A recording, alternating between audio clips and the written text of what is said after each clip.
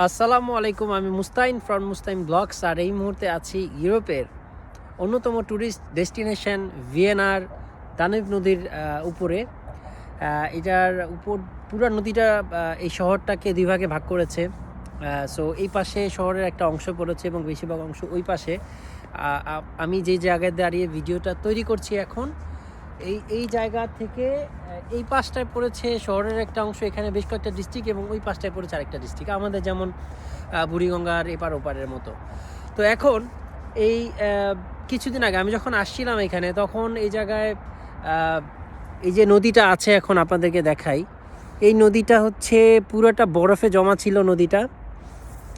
So এটা বরফের উপরে বাচ্চারা স্কেটিং করেছে। আর দুই পাশ থেকেই এখানে যাওয়ার বা হাঁটার জায়গা আছে, যারা ইভিনিং ওয়াক করে সবাই হাঁটে ঘুরে ফিরে। এবং এত সুন্দর একটা জায়গা, বাট তারপরও আসলে মানুষ খুবই কম, মানুষ নাই। আসলে মানুষ কোত্থেকে থাকবে, এই শহরে মানুষই কম। অনেক বেশি মানুষ এখানে থাকে এরকম না, বাট ইয়েস, তারপরেও সব কিছু গোছানো। আর এখানে অনেক হাঁস দেখতেছি, নদীতে হাঁস ঘুরতেছে, খুব ভালো লাগতেছে দেখতে। বিকালটা খুব সুন্দর। আজকে টেম্পারেচার 3 ডিগ্রি সেলসিয়াস এই মুহূর্তে, এবং আমি যখন আসছিলাম তখন -5, ফিলস লাইক 10-15 এরকম ছিল, -7-8 পর্যন্ত ছিল। তখনই নদীর পানি জমে গিয়েছিল, বাট আমার জন্য অ্যাডজাস্ট করতে একটু সমস্যা হয়েছিল।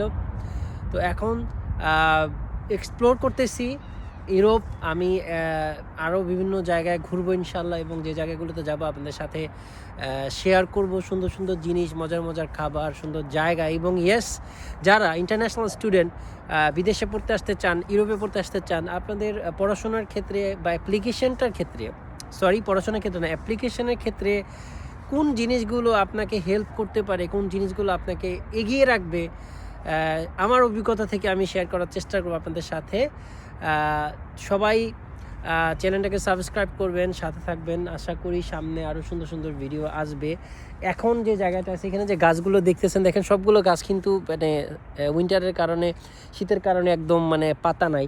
বাট এই জিনিসগুলো নাকি আমি শুনেছি আর কি সবার কাছ থেকে, এটা নাকি খুবই সুন্দর হয়ে যাবে একটা সময়ে। এবং ওই সময়টায় আর কি, উইন্টারের কারণে এখন এত বেশি মানুষ আসে নাই, বাট যখন এটা সামার থাকবে তখন অনেক মানুষ এখান দিয়ে যাতায়াত করবে, এখানে বসবে, আড্ডা দিবে। এখানে গাছের পাতাগুলো একদম ভরে যাবে, দেখতে খুব সুন্দর লাগবে আর কি।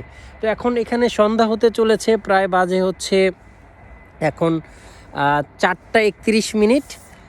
সন্ধ্যা হতে চললো। অনেকে আজকে শুক্রবার এখানে, তো শুক্রবার হওয়ার কারণে যেটা হচ্ছে যে আজকে অফিস করে শনিবার রবিবার বন্ধ, তো একটা পার্টি বা ফেস্টিভ মুডে চলে যাবে। সো আমি দেখাচ্ছি এই মুহূর্তে, দেখেন আপনারা, তো পার্টি মুডে চলে যাবে সবাই আজকে সন্ধ্যা থেকেই।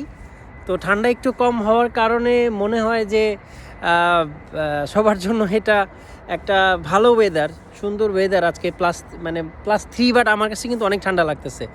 আর ওই যে সেহেতু এটার উপর থেকে বাসগুলো যায়, এটার উপর দিয়ে প্রাইভেট কার যায়, এবং ঠিক নিচে মাঝখানে যে পেটটা দেখা যাচ্ছে, এই পেটের ভিতর দিয়ে হচ্ছে মেট্রোগুলো যায়।